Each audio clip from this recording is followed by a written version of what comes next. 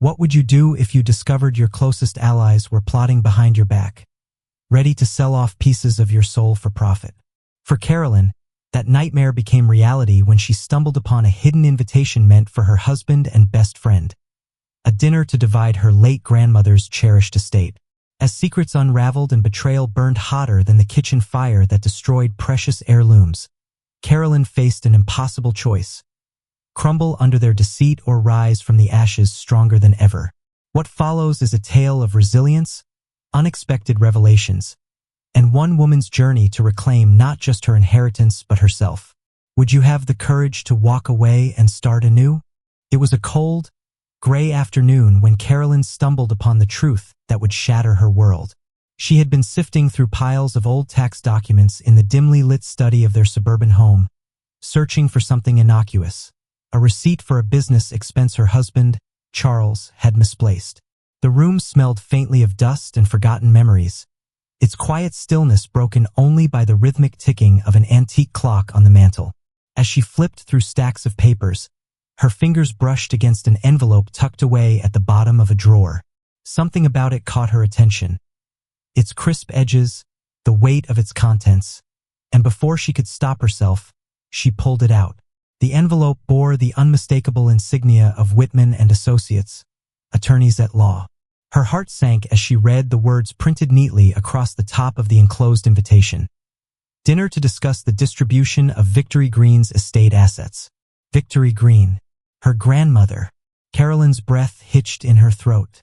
Her grandmother had passed away just 3 weeks ago, leaving behind not only cherished memories but also a sprawling estate that included the family's beloved lake house, generations-old heirlooms, and countless treasures tied to their shared history.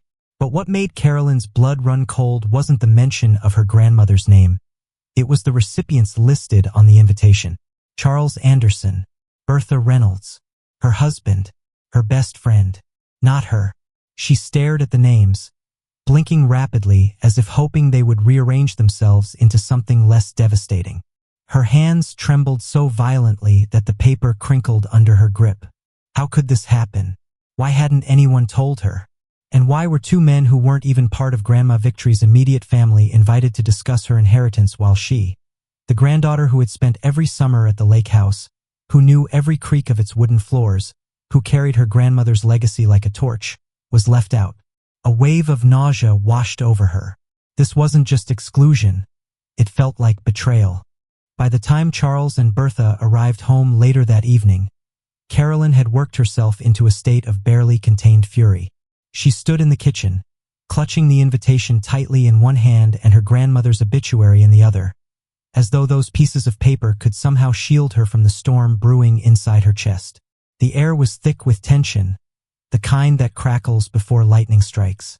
"You're being dramatic," Charles said dismissively the moment he walked in, his tone sharp enough to cut glass.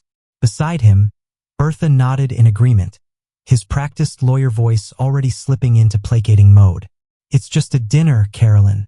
We thought you'd understand." "Understand?" she repeated, incredulous.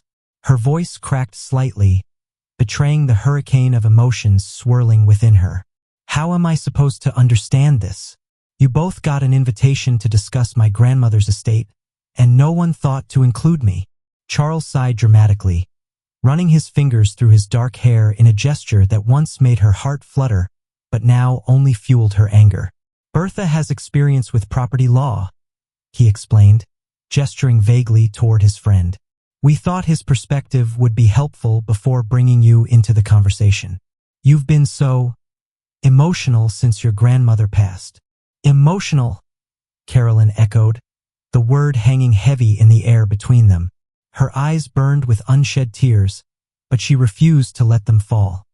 "Not here, not now. Of course I'm emotional. She raised me, Charles. She taught me how to bake her famous apple pie, how to swim in the lake, how to live life fully. That woman gave me everything. And now you're telling me I'm too emotional to handle her inheritance." Bertha stepped forward then, his polished demeanor masking the arrogance beneath. "Carilyn, listen," he began, his tone smooth as butter. "This is precisely why we wanted to handle the preliminary meeting. You're too close to this. The probate attorney just wants to discuss technical aspects of the inheritance. We're protecting you.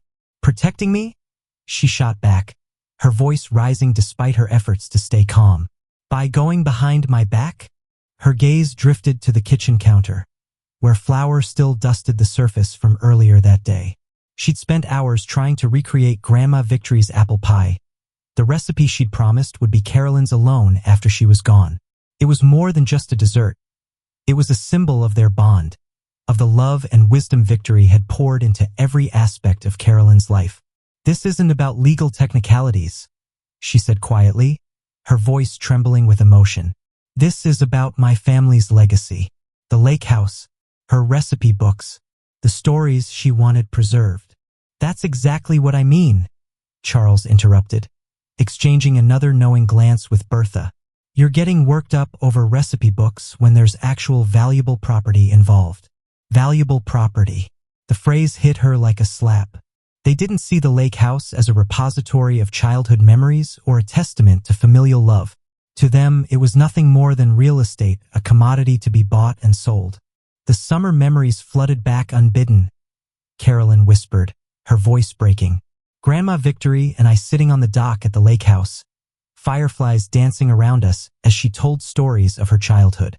Family isn't about the things we leave behind, Katie, she'd say. It's about the people who understand their value. Bertha cleared his throat, clearly uncomfortable with the sudden shift in tone. Charles and I just want to make sure everything's handled properly, he said quickly. The lake house alone could be worth. Stop, Carilyn snapped, her voice hardening. Stop pretending this is about helping me. My grandmother specifically said in her letters that the lake house wasn't to be sold. It's meant to stay in the family. Charles's face flushed red. That's impractical, he argued. And you know it. We live 4 hours away. We'd never use it enough to justify keeping it. That's what this is really about, isn't it? You two have already decided what happens to my inheritance.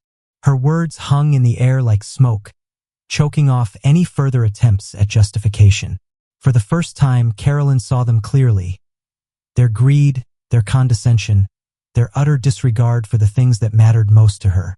As the argument escalated, Carilyn grabbed her phone and opened a travel app. Her movements were deliberate, each tap of her finger a declaration of independence. What are you doing? Charles demanded, watching her with growing alarm. Booking a flight, she answered coldly. To Vegas. Vegas?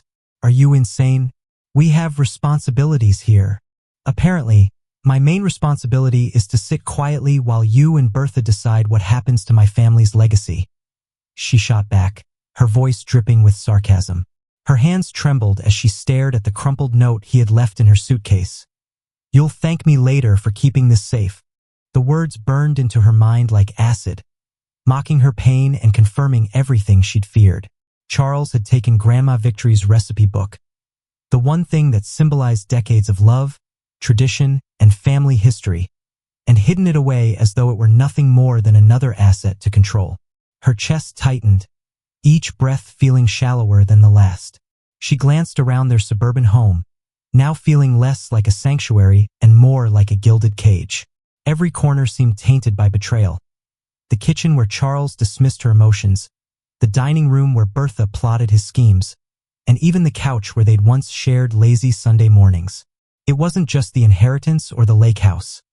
It was the realization that these men didn't respect her voice, her memories, or her connection to her grandmother. And so, without giving herself time to second-guess her decision, Carilyn opened the travel app on her phone. Her fingers moved quickly across the screen, booking a last-minute flight to Las Vegas. The destination wasn't planned. It was instinctual. Vegas represented freedom, a place far removed from the suffocating weight of expectations, betrayals, and manipulations. As the confirmation email popped up, she felt an unfamiliar sense of clarity mingled with recklessness. The confirmation popped up on her screen, 1 round-trip ticket to Las Vegas, departing in 4 hours. It was impulsive, reckless, and utterly unlike her. But as she zipped her suitcase closed, tucking Grandma Victory's handwritten recipe book safely inside, She realized it was exactly what she needed to do. For the first time in weeks, Carilyn felt a flicker of clarity amidst the chaos. Little did she know, her decision to flee would set off a chain reaction that would expose the true depths of Charles and Bertha's betrayal, and ignite a fiery reckoning neither of them could escape. The rideshare driver arrived within 20 minutes, his car idling quietly outside the house. Carilyn grabbed her carry-on bag, stuffing it hastily with essentials. Toiletries, a few changes of clothes, and the small stack of letters Grandma Victory had written her during her teenage years. These letters, filled with wisdom and warmth, were among the few heirlooms Charles hadn't touched yet, and she clutched them tightly as she slipped out the front door. As she climbed into the back seat of the car, the driver glanced at her red-rimmed eyes but said nothing. His silence was a blessing. Carilyn leaned her head against the cool window glass, watching the familiar streets blur past.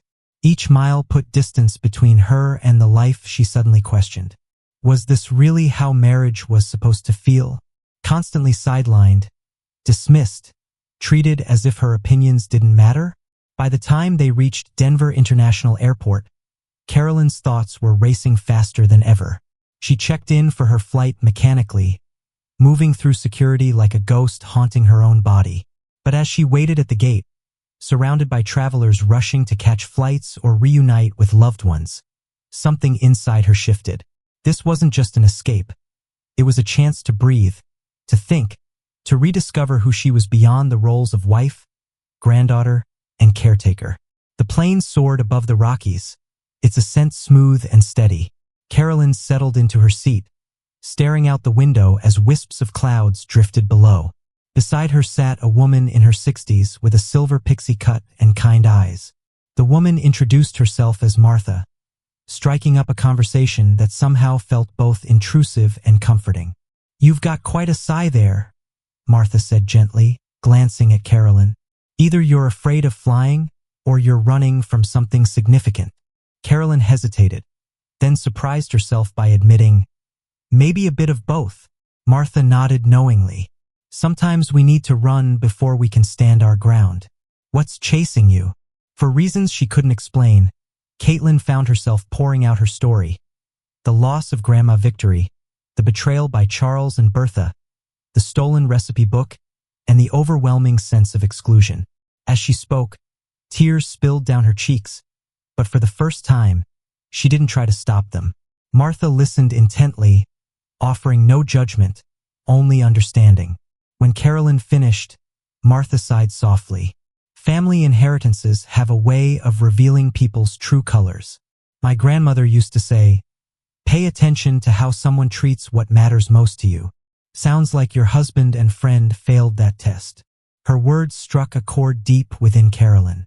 Yes, Charles and Bertha had shown their true intentions, but so had Grandma Victory. Even in death, her grandmother had anticipated potential betrayals, leaving behind safeguards to protect Carilyn and her sister. That realization brought a strange mix of grief and gratitude. Grandma Victory had always been wise, but Carilyn never imagined just how prophetic her foresight would prove to be. When Carilyn stepped off the plane in Las Vegas, the heat hit her like a wall. Neon lights blinked against the darkening sky, and the air buzzed with energy. Yet despite the city's reputation for chaos and indulgence, Carilyn sought solace in its quieter corners. She checked into a modest hotel several blocks off the strip, choosing simplicity over extravagance. The room was basic, a queen-sized bed, functional air conditioning, and little else, but it offered exactly what she needed: peace. That night, sitting alone at the hotel bar, Carilyn ordered a glass of white wine and let her mind wander. She thought about her grandmother's stories, told under starlit skies at the lake house. She thought about the countless hours spent baking pies together, laughing over flour-dusted countertops. And she thought about Charles, the man she trusted, the man who now stood accused of conspiring to sell her most cherished memories. But amidst the sadness, anger, and confusion, something unexpected began to emerge: clarity. Carilyn realized that this wasn't just about the lake house or the recipe book. It was about autonomy. It was about being seen and heard. It was about reclaiming her identity as a woman who deserved respect and equality. Later that evening, while nursing a second glass of wine, Carilyn noticed a tall woman approaching her table. The woman wore a casino uniform embroidered with floor manager and smiled warmly when she recognized Carilyn. "Carilyn Green?" the woman asked. "D. Simmons or Carson now, I guess. We had AP English together senior year." Recognition dawned, and Carilyn laughed despite herself. D. Simmons, captain of the debate team and notorious prankster, looked almost unrecognizable after all these years. They embraced awkwardly, bridging decades of distance with shared teenage memories. Over drinks, Carilyn found herself opening up again, this time not out of desperation but because Dee seemed genuinely interested in listening. "I divorced my ex 3 years ago," Dee confided, sipping her soda. "Best decision I ever made. Took me way too long to realize I was shrinking myself to make him comfortable." Her words resonated deeply with Carilyn. Hadn't she done the same thing? Sacrificing her needs, silencing her voice, convincing herself that compromise meant surrender? As they exchanged numbers and promised to stay in touch, Carilyn felt a flicker of hope ignite within her. Maybe this trip wasn't just about escaping. It was about finding allies, strength, and perspective. The quiet sanctuary of Carilyn's modest Vegas hotel room was shattered by the shrill ring of her phone. She had been sprawled across the bed, flipping through channels on the TV, contemplating ordering room service for dinner. Her mind was still processing everything that had happened. The betrayal by Charles and Bertha, the stolen recipe book, the weight of her grandmother's legacy pressing down on her like an invisible hand. For the first time in weeks, she felt a semblance of peace, even amidst the chaos. But when she glanced at the screen and saw Charles's name flashing, her stomach tightened. After their earlier conversation about Grandma Victory's recipe book, she almost didn't answer. Something inside her, a mix of residual habit and intuition, told her to pick up. "What now?" she answered flatly, her voice sharp with exhaustion. The sound of sirens blared in the background before Charles spoke. His words tumbled out in a frantic rush, barely coherent. "Carilyn, there's been an accident." Her heart skipped a beat. "What happened?" "The kitchen, it's bad. There are fire trucks here." "Fire trucks!" he shouted over the noise, his voice cracking under the strain. Carilyn sat bolt upright, her pulse pounding in her ears. "Is everyone okay?" "Yes, we're fine," he said quickly, though his tone betrayed his panic. "But the kitchen, it's destroyed, Carilyn. And—" he hesitated, as if bracing himself for what came next. "Your grandmother's hope chest, it was in the dining room. The fire spread before the firefighters could stop it." For a moment, Carilyn couldn't breathe. The world seemed to tilt sideways. Grandma Victory's antique hope chest, the one she'd brought from England as a young bride, filled with generations of family letters, sepia-toned photographs, and handwritten journals chronicling their history back to the 1800s. It wasn't just an object. It was a living piece of her family's soul. "How bad is it?" she whispered, her voice trembling despite her best efforts to stay calm. Charles's silence told her everything she needed to know. The firefighters saved most of it, but there's smoke damage, water damage, some charring on the outside. She closed her eyes, trying to process this fresh loss. "And the contents? They're damaged too," he admitted reluctantly. "Some papers burned completely. Others are soaked or singed." Carilyn felt a wave of grief wash over her, sharper and more immediate than anything she'd experienced since her grandmother's passing. Those journals weren't just ink and paper. They were voices from the past, stories that connected her to ancestors she'd never met but whose lives shaped her own. They were promises made tangible, dreams preserved, lessons passed down through time. But beneath the sorrow, another emotion began to simmer. Anger. Not just at the destruction itself, but at how it had come to pass. "How did this happen?" she asked, her voice eerily calm despite the storm raging inside her. Charles explained haltingly about the pie, the oven fire, how throwing water on it had only made things worse. how they'd been so focused on preparing for Mr. Whitman's visit that they'd forgotten about the timer. As the details unfolded, Carilyn's disbelief turned into something darker, something colder. "Wait," she interrupted, a new realization dawning. "Whitman was there during the fire?" "He arrived just as we were trying to put it out," Charles confessed. "He called 911 while Bertha tried using the fire extinguisher, but it was too small. The flames had already reached the curtains." Carilyn pictured the scene vividly. The dignified probate attorney walking into chaos, witnessing her husband and best friend's incompetence firsthand.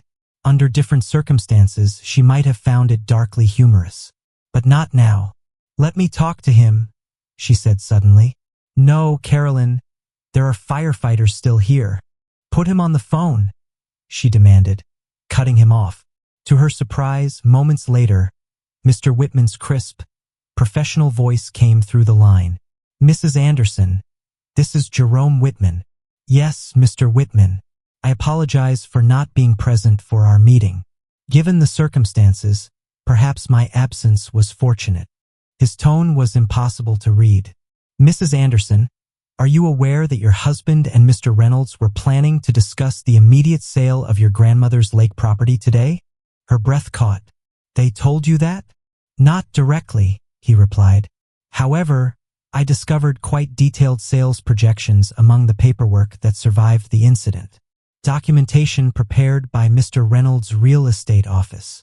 Carilyn closed her eyes, the final confirmation of what she'd already suspected landing like a physical blow.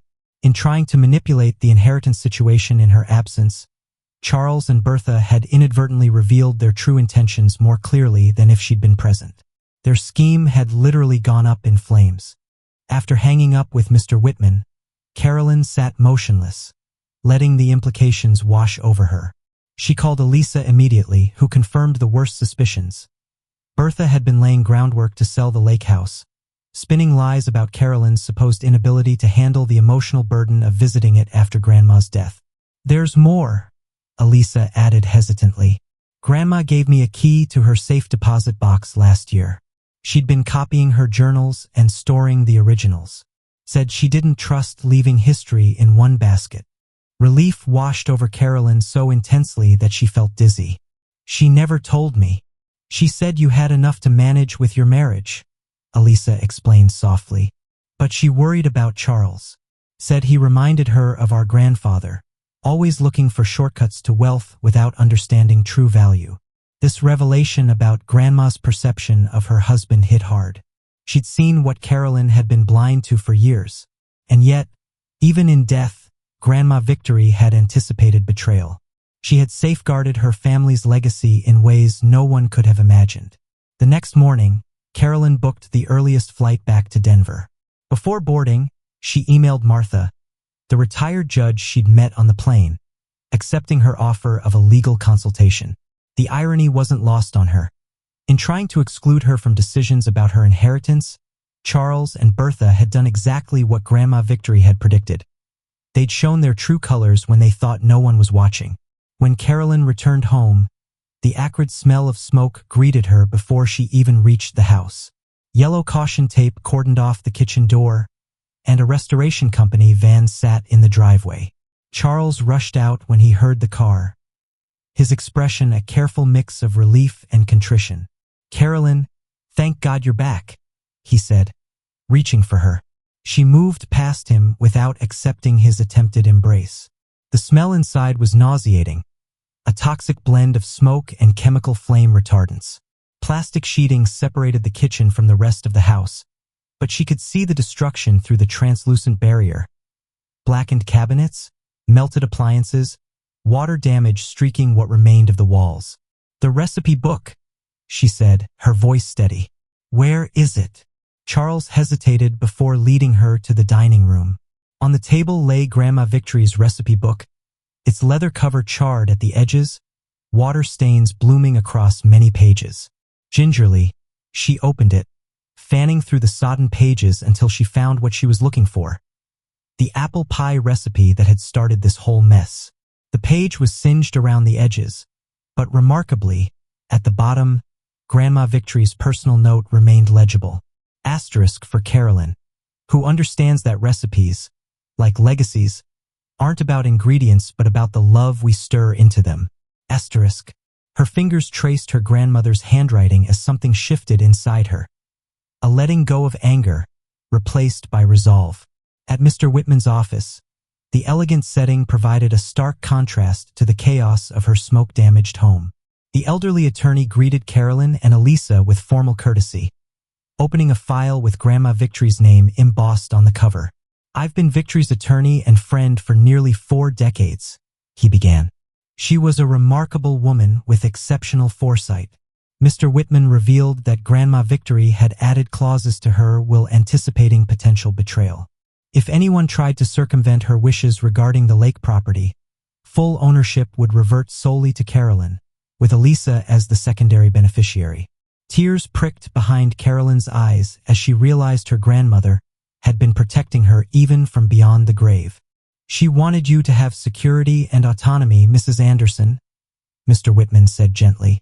"Now it's up to you to decide what to do with it."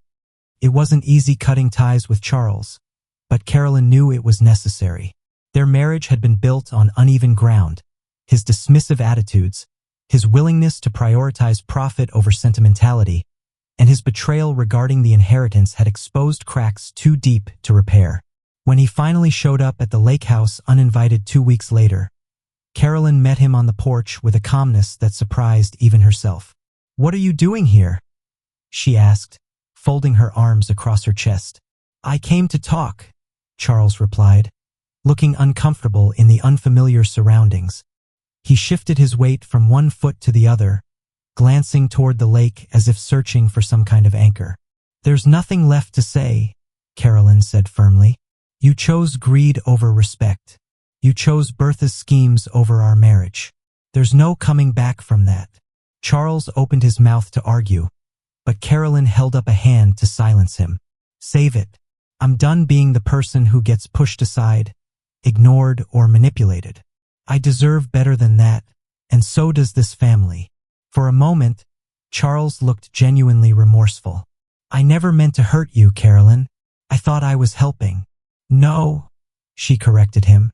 "You thought you were controlling. There's a difference." With that, she turned and walked back inside, leaving him standing alone on the porch. It wasn't until she heard the crunch of gravel beneath his tires as he drove away that she allowed herself to exhale fully. For the first time in years, she felt truly free. Later that evening, as the sun dipped below the horizon and painted the sky in hues of orange and purple, Carilyn sat at the kitchen table with the charred recipe book open before her. She carefully flipped through the pages, marveling at how much of it had survived despite the fire. Some recipes were illegible now, their ink smudged beyond recognition, but others remained clear enough to follow. Among them was Grandma Victory's famous apple pie, the very dish that had sparked the chain of events leading to this moment. As she studied the instructions, a memory surfaced. Grandma Victory standing beside her at the counter, guiding her small hands through the motions of rolling dough. "Pay attention to the details, Katie Cat," she'd said. "A good pie is more than just ingredients. It's love stirred in."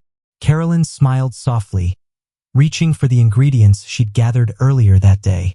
Flour, sugar, butter, apples, all waiting patiently for her touch. As she worked, she found herself humming a tune Grandma Victory used to sing while baking. The rhythm of her movements steadied her breathing, grounding her in the present moment.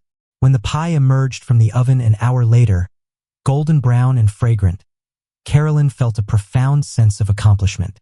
It wasn't perfect. The lattice crust was slightly uneven, and one corner had browned more than the rest. But it didn't matter. What mattered was that she had created something beautiful out of something broken. She placed a slice on a plate and carried it outside, setting it on the picnic table overlooking the lake. The stars were beginning to twinkle overhead, their light reflecting off the water below. Taking a bite, she closed her eyes and savored the taste. It was sweet, tart, and utterly familiar. "This is for you, Grandma," she whispered, raising her fork toward the heavens. "Thank you for showing me how to turn ashes into something new." In the weeks that followed, Carilyn embraced her newfound autonomy with gusto. She began hosting small gatherings at the lake house, inviting friends and neighbors to share meals and stories. Each event became an opportunity to celebrate not only her grandmother's legacy, but also the connections that made life meaningful. One evening, as guests mingled around a bonfire, Carilyn noticed Elisa watching her with a knowing smile. "You've changed," her sister said simply. "I have," Carilyn agreed, "and I'm still changing. But for the first time, I feel like I'm becoming who I'm supposed to be." Elisa nodded, wrapping an arm around her shoulders. "Grandma would be proud." "I know she would," Carilyn replied, gazing out at the lake. "And I'm going to keep making her proud. Every single day." The charred recipe book sat prominently on a shelf in the kitchen, its damaged cover serving as a reminder of everything Carilyn had overcome. Fires may destroy, but they also fertilize. From the ashes of betrayal and loss, Carilyn had cultivated something extraordinary. A future rooted in love, resilience, and authenticity. And as she stood there, surrounded by laughter and warmth, she realized that Grandma Victory's greatest gift hadn't been the lake house or the heirlooms. It had been the courage to start anew. If Carilyn's journey of resilience and self-discovery resonated with you, don't forget to like this video and subscribe for more inspiring stories about overcoming betrayal, reclaiming your power, and finding hope in unexpected places. Share this story with someone who might need a reminder that they're stronger than they think, and that sometimes starting over is the greatest gift we can give ourselves. Thank you so much for watching. I hope this story inspires you to embrace change, trust your strength, and turn life's challenges into opportunities for growth. Until next time, remember, even in the ashes, new beginnings are waiting to take root. See you again soon.